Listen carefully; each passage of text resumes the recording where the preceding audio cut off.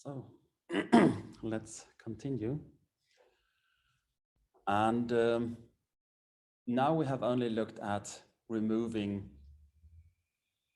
a very big chunk of the frequency space and not looked very much into what can we information can we really see within the Fourier space. And one important thing is we can see different spatial frequencies and we can see orientation.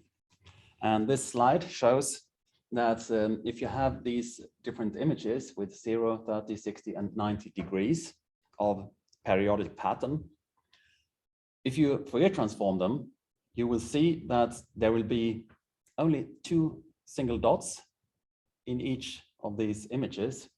That corresponds to when we looked at the one-dimensional signal, you can see that you had some peaks. These dots correspond to the same peaks.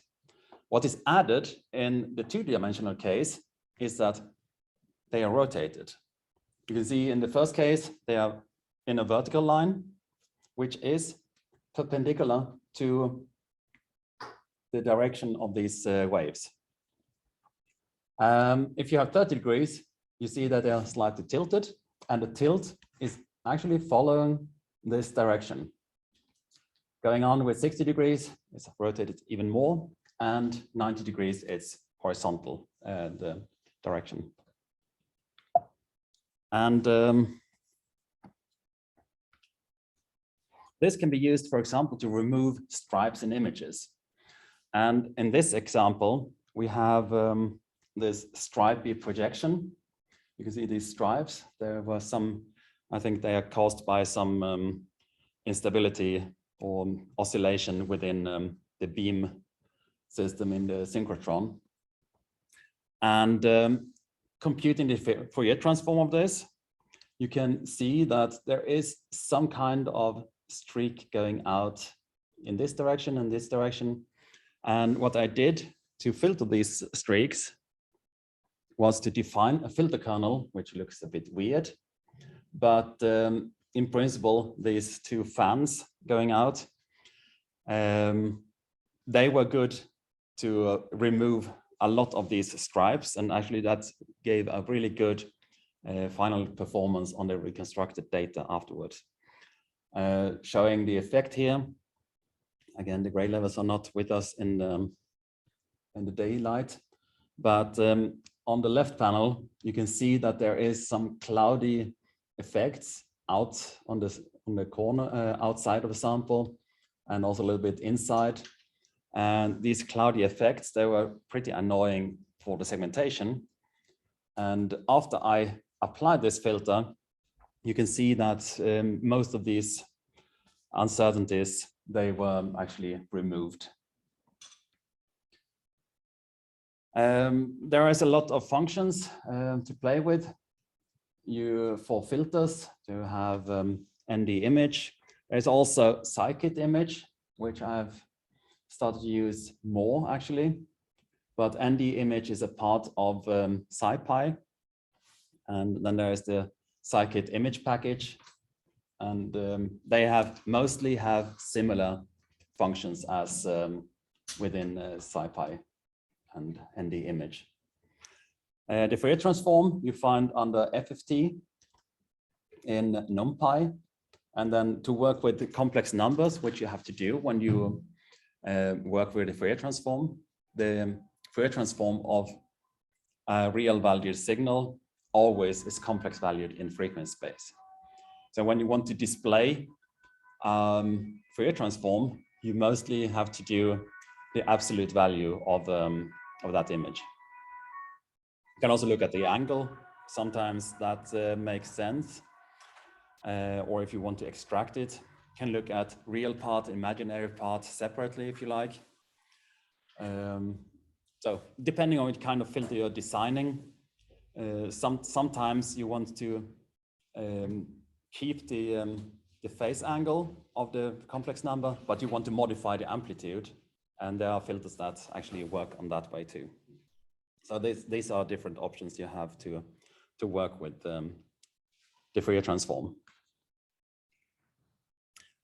Next thing is, now we have looked at mainly convolution. And as you have seen, convolution has the effect that it sometimes blurs out very thin transitions in the images.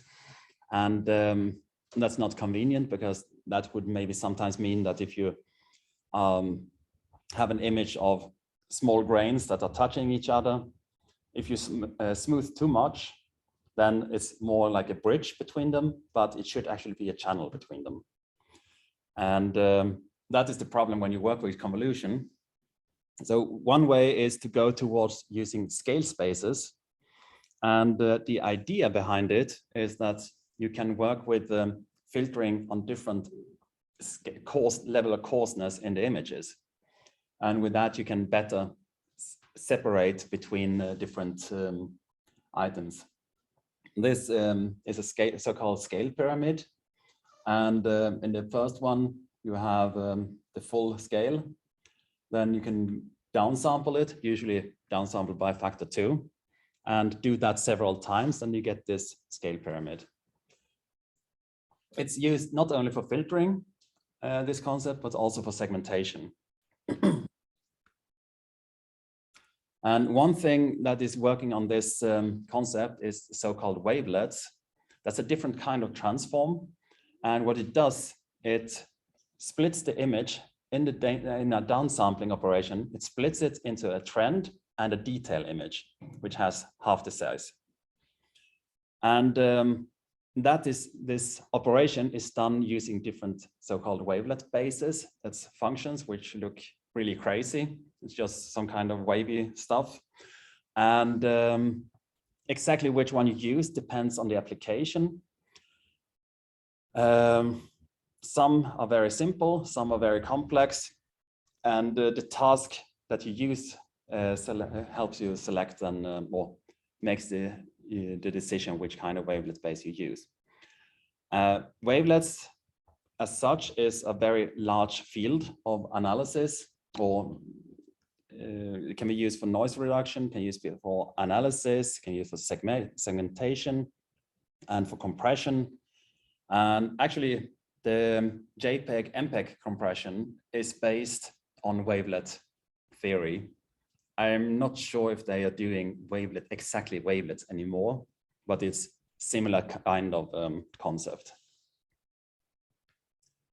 And looking at it more visually is, if we have an image like this with some noise on the top, very detailed, the first level of wavelet transform, you can see that it's split up into a trend image, which is a little bit less noisy, and a detail image, which essentially only contains the noise. Then you repeat this a couple of times, and you can see that it gets smoother and smoother in the trend. The detail still is a lot of noise.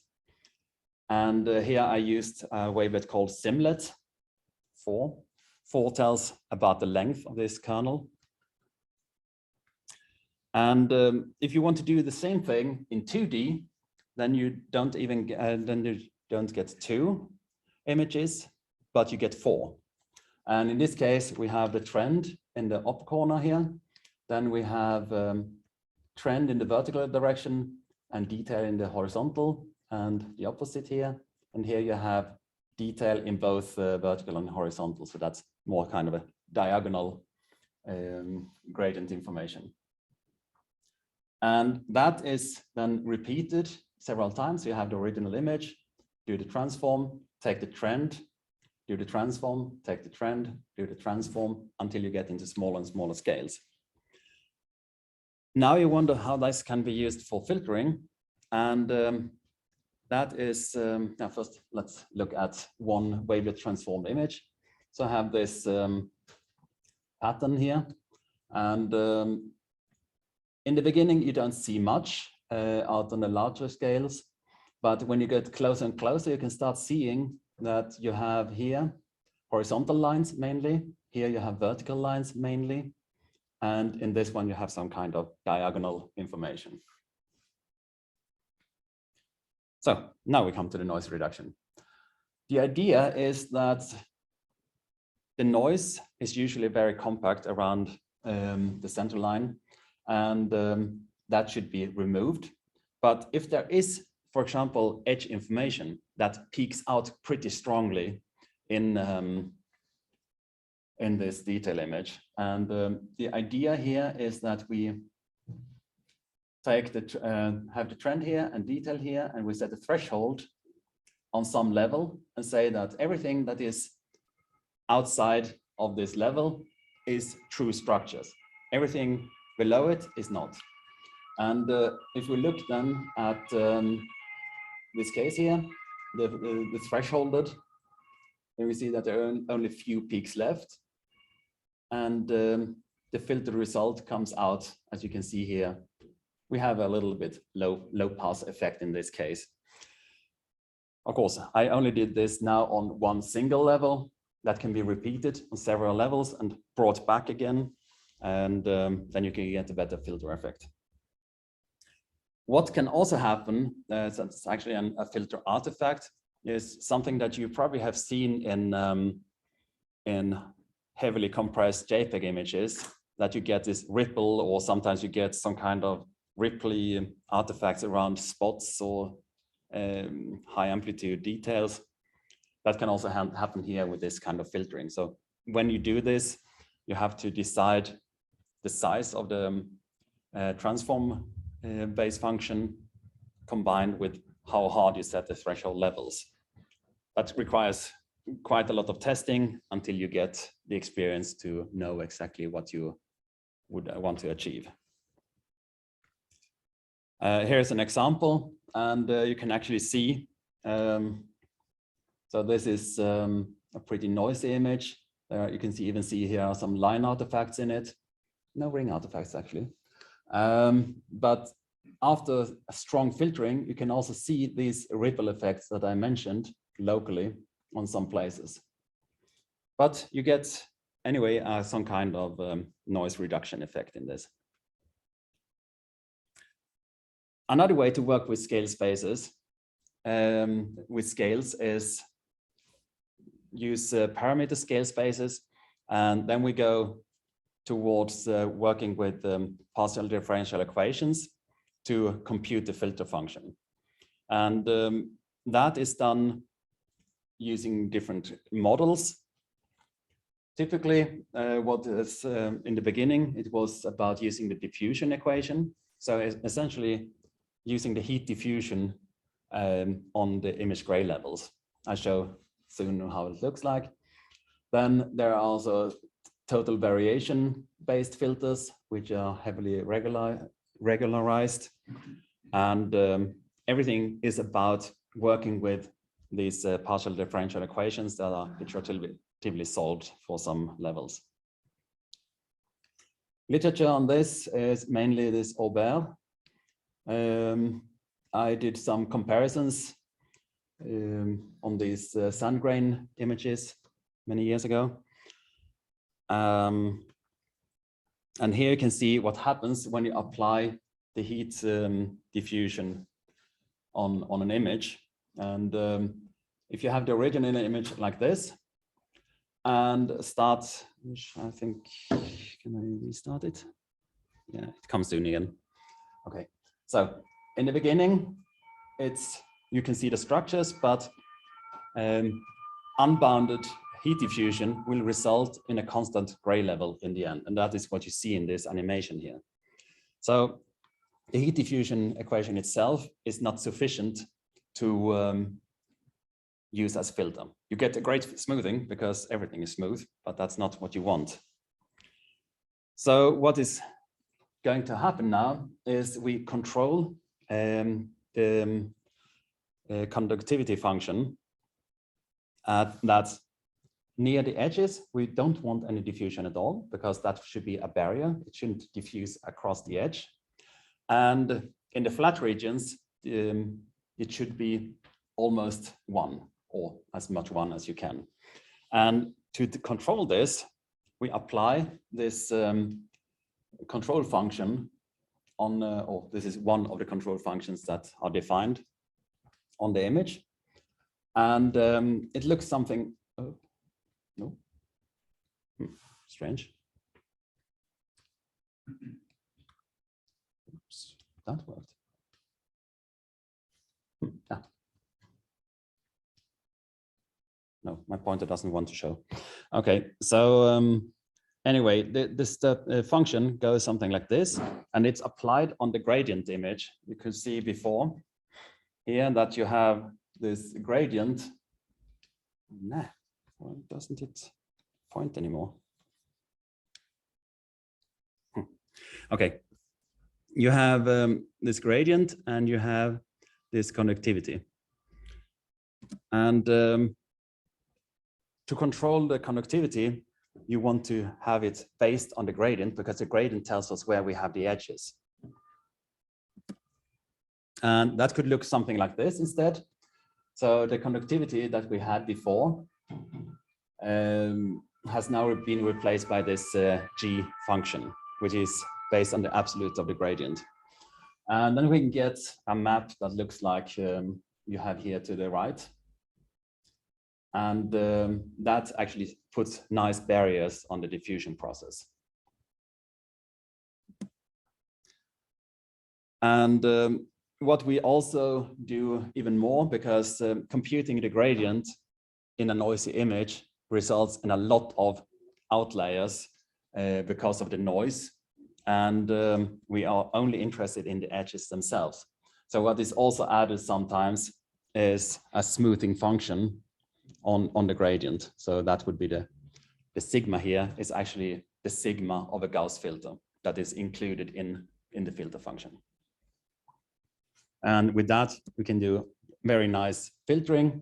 Here we have this sample again, and it runs the filtering effect pretty good. It reduces the, improves the signal to noise ratio quite good.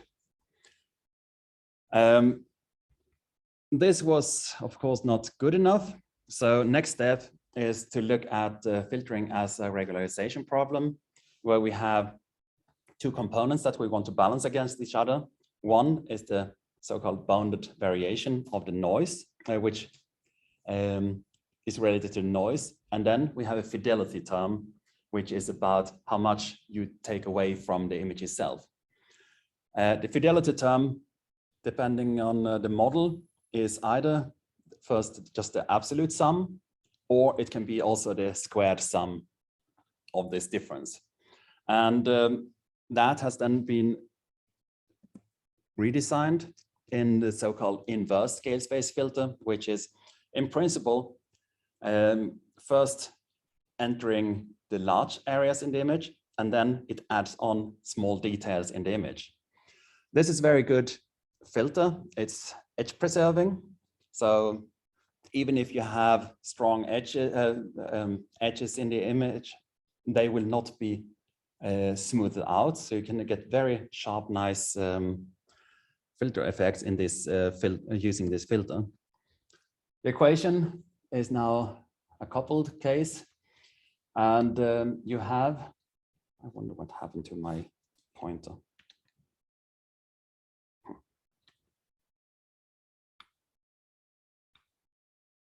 Yeah, and here you have a couple of parameters that you have to work with. You have two regularization parameters, lambda and alpha, and they control the scales of the features that you want to suppress, and also how much you refine the quality. On top of that, you also have to iterate the filter a couple of times and with some time increment. And in the end, the filter effect of this, you can see here, this is a piece of a lung that is a bit noisy. And if you look on your own animations later, you can see that the noise is pretty much removed and you have crisp, sharp edges. And that is actually what we often want to have to prepare for example, segmentation of these objects. It's a bit tricky actually to tune the filter to do exactly what you want, and but once you get it, so the question is how long you are allowed to run this filter, because sometimes very fine details, they will be smoothed out anyway, while other details are completely flat. So you have to play with this kind of filter. And if you want to try it for your own projects, I have an implementation in a separate program where you can that you can download and try out this filter. You can also see that depending on how you run the filter, you have actually an interesting shape that infinite running with the current filter doesn't bring you anything because it goes back to the original image. So ideally, you want to run it like till you come to this level, which is where the error curve is at the peak here. And then you can get a very nice smoothing effect of this image. A different filter, yes? What is the y-axis exactly? The y-axis in this is the mean squared error. Oh. So just original minus filtered squared, and then sum it up. A different kind of filter, which was developed in more or less in parallel to this scale space filters, is non-local means. And the idea is that you want to filter regions which have similar gray level properties together as one. And that can be that, for example, if you have a dark region and a bright region, or separated like in the grain image I showed before, that all the grains, they should be filtered in the same way as the other grains. So, and the background should be filtered with a different way, or together in a different way.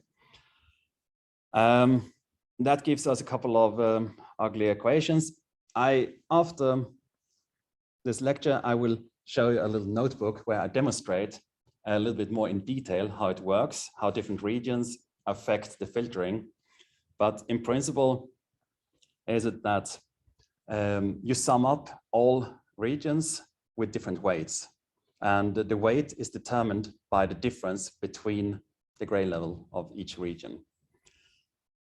And that gives you also a very good filtering effect. Unfortunately, this filter is very time consuming. It's again n squared. And if you have a three-dimensional image, doing n squared, it can take quite some time. I did some bad implementation and it took me hours to just filter a little small three-dimensional image. And no, it was even two-dimensional. Yeah, anyway, it was a bad implementation, but there are tricks to get around it, and working on only smaller regions instead, and that works pretty good. And of course, you can take graphic cards to speed up. So it is actually implemented even in commercial software. Yeah, that was that. And the final part is about verification to check how good my filter is. And first, I was in the beginning when I started doing image processing in physical applications, I was always accused of doing data massage and how can I trust what I'm doing? And it's always important to know how much you have manipulated the data and if the data still is representing what you expect it to. In some bad cases, you can even invent new features in the data, depending on how you filter. Can be edge ripple or something like that. That can easily happen. And there are different ways to check. So the first one is, as it's images, do visual inspection. Does it make sense to you? That level is very qualitative, but it's a good feedback in the early stages of your development. What you can also look at is difference images. Then you can do the full test bench of how you can evaluate its images. So looking at difference images, if you have a noisy image and apply an ideal filter, the only thing that should be visible in the difference image is the noise. That's rarely the case, but that is what you aim for. If you have done some oversmoothing, you can see effects like in this upper right corner, that you have these dark and white bands around the edges. If you get intensity scaling, so the weight or the scaling of your filter kernels is not correct, then you get some kind of intensity scaling, and that's clearly visible as a repeating of the image itself when you do this subtraction. The last one, geometric shift, is, for example, when you have an even numbered filter kernel, then you have a natural shift in the resulting image. It may be a good filtering, but it's shifted. So it's not comparable exactly to what you had before. And that should also be avoided. So these are very good visual tools to investigate when you start doing filtering. Another way is to do a performance testing, really more the heavy test bench. So I call it a smoke test. Originally, the term smoke test comes from electronics, where you kind of drive your equipment with too high currents or in the very strong interval. And if some components start smoking, then you know that one is not good. And that is the origin of that term. But in general, what it's about is that you scan the parameters of your filtering technique using different signal to noise ratios and see where your method actually works, in which parameter range and which signal to noise ratio range it works. And such a test can show that your method actually doesn't work for your real images. Then you have to redesign your filtering and the whole process. Or else, if you're in the middle of it, then perfect, then you can just go on. The test strategy is in principle that you create a phantom image. Could be really a geometric structure like the boxes and stars I showed before. But it could also be that you have done some segmentation of an image, a measured image already, and then you modify it with the help of adding noise, maybe adding some blurring or something like that. So you have more or less the same conditions that you will work with in your real data. Then you apply the processing method with different parameters, maybe different filter sizes or different thresholds, etc. And then you measure and compare the result with the phantom that you had produced from the beginning.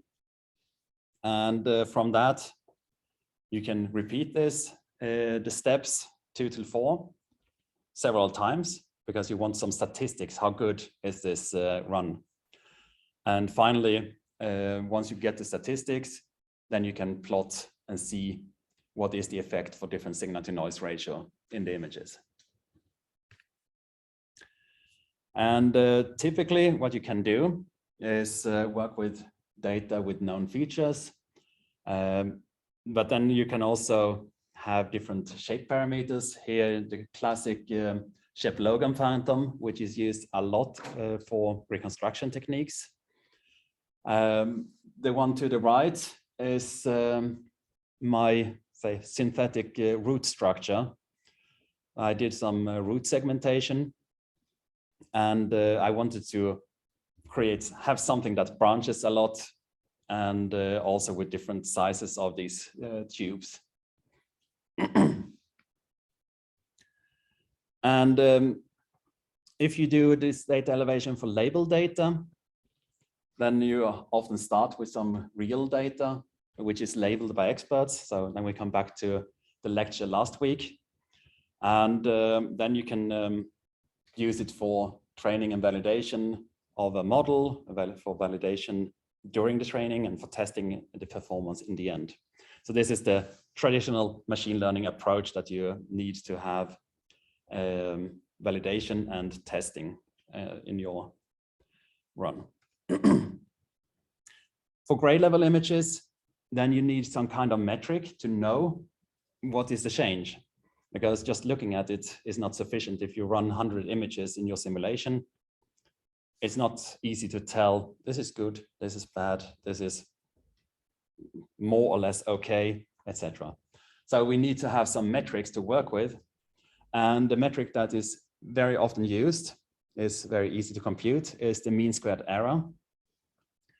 And so essentially just taking image minus processed and then subtract it, square it, and sum up all the pixels.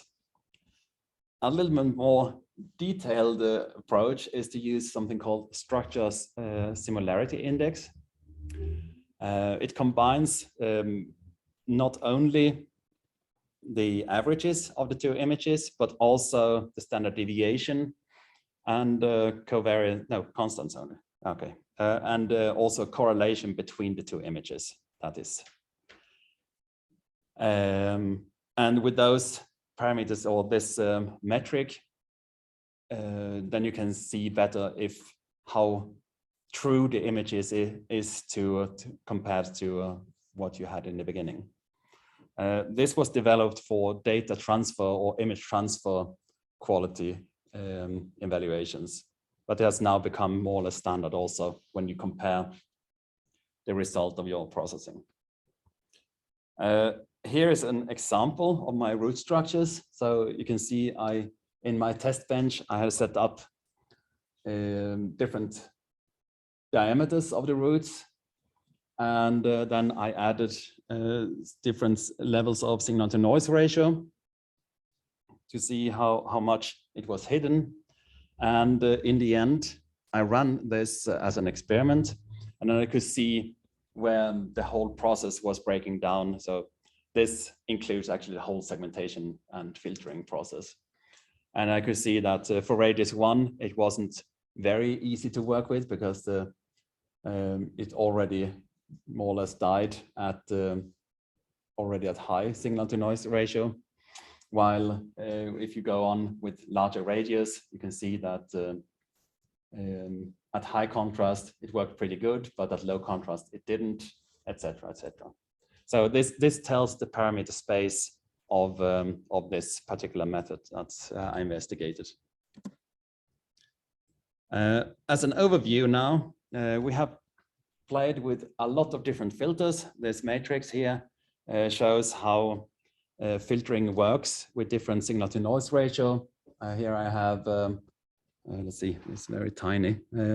It's a box filter, a medium filter, wavelet, diffusion, and this ISS, inverse scale space filter, and how they work for the different signal to noise ratio. This one doesn't show so much, but if you look at the detail, you can see how the different filter behave. On the noise-free case, everybody more or less did a pretty good job. You can see that, for example, here, the box filter blurs out all the edges. Medium filter cuts off the corners. And then with the wavelet and diffusion and inverse scale space, then it's pretty much okay. But then if you decrease the signal to noise ratio, you can see that this one is pretty ugly, actually. Then most of the methods here don't produce very good results. Only the diffusion filter and the inverse scale space filter produces reasonable results under these noisy conditions. The reason why the diffusion filter looks so uncertain around the edges is that there is no diffusion taking place along the edges. So they are unfiltered in this particular setting. That is because I used maybe a too simple diffusion model, because there are diffusion filters that actually also filter along the edges. So it's looking at the local curvature and finds a better smoothing. And those filters would also produce better results than I show here. So that brings me to the end of this part. The take-home method is that we have many ways to look at how to remove noise and artifacts. This quick and simple ones are convolution and medium filters, often do a good job to begin with, but as the noise increases, it's maybe a better idea to work with more advanced filter types.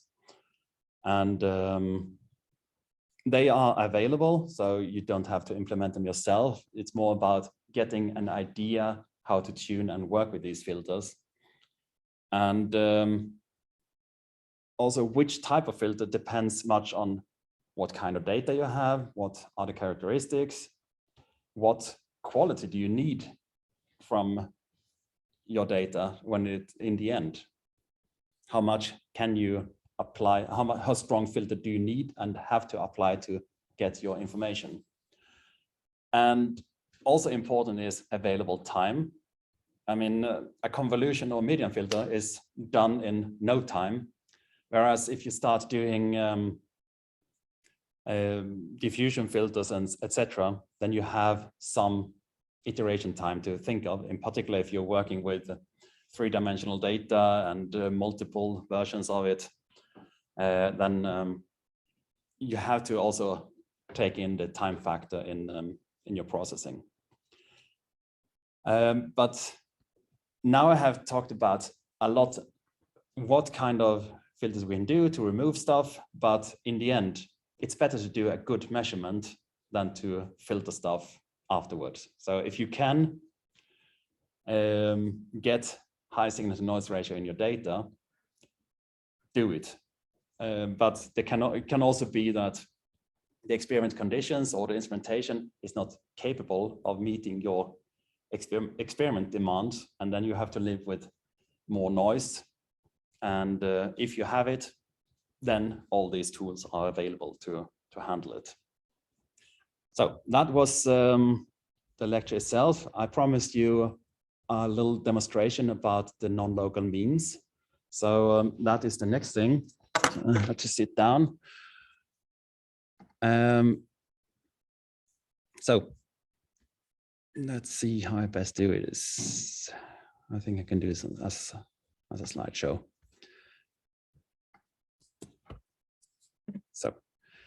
So first we load this test image. It's a boat. It's a classic test image used for filtering. And the idea with this image is that it has very much lines in it, very thin lines. There are broader lines, so edges, and there is also high contrast variations in this image. So that is the reason why it's popular as test image for filtering techniques. So let's look at some different local neighborhoods. So here we look at what is it now? The rear of the boat, and the red pixel here represents a bright area, and very close to it you have the yellow dot, which is a very dark area, and you can see that these regions are very homogeneous. But they also have very different gray levels in them. And looking at that, you can see also I computed some Euclidean distance between the points, so they are very close to each other. And the intensity difference is, well, the value doesn't make much sense right now. But let's look onto two different positions. Now I'm looking up in the clouds with one dot, and I look also back again on the same place with the red dot. And you can see that they're more or less the same gray level. And that would be an idea that it would make sense to actually compute a local average that relates to both of them. And that is the idea of non-local means, that you take all the regions which have more or less the same intensity and sum all up all those values. And the non-local is that it doesn't have to be the neighbor pixel, because as you saw, the neighbor back in the back part of the boat was very large difference in intensity, while the clouds which were far away, they had almost the same intensity. So this brings us to these equations. And in principle, what we want is to sum up all the pixels that have more or less the same value. And that is what these equations are doing. Looking at different weights in the image relative to their positions, we have here the stand position, which is bright, and that produces weights that you can see here. All the bright parts will be averaged up together with the stand position. Looking at in the shadow instead, you can see that all the shadowy parts will be summed up together in one image. And the clouds, now I took the cloud position, it's not perfectly the same as the stand, but it's very similar. So you can see that similar regions are actually averaged up for the clouds. And then there is a parameter h that says how much you want to use it. And depending on how you tune this, you can call a diffuse, how diffuse the spread is between the different gray levels. So if you set it very low, then it's very strict on a certain gray level. If you set a little bit higher, then it's more generous, taking more areas in. So putting it all together, we can get denoising using non-local means, and the original image was then very smooth, you can see, but still with all this strong smoothing, you can still maintain the masts around here, the thin lines, they're still maintained. And that's also, again, the idea with denoising, that even fine structures are kept safe. And then we can play with this parameter h, and you can see a little bit the difference, how much is smooth the image is, depending on how strong you allow it to work. So in this case, it's very strict, and here it's more generous and then you can see that the smoothing effect is more patchy in the image. Yeah, and then adding noise, you can see that the noise effect, removal effect is also pretty good, down to, with this implementation, I would say down to signal to noise ratio 20, it's okay. If you go to 10, you start seeing some noise effects in the images. So, and that was that little extra tutorial. And yeah, that brings us to the exercises. Today's exercises, let's see.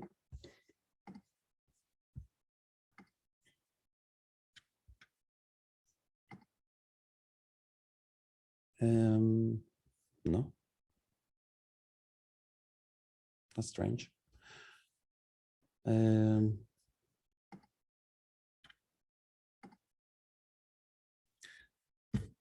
I prepared some interactive demos, so you can play around a little bit with images and filters. And then there is a part also where you can add a little bit more of your own code and play around with different filter techniques.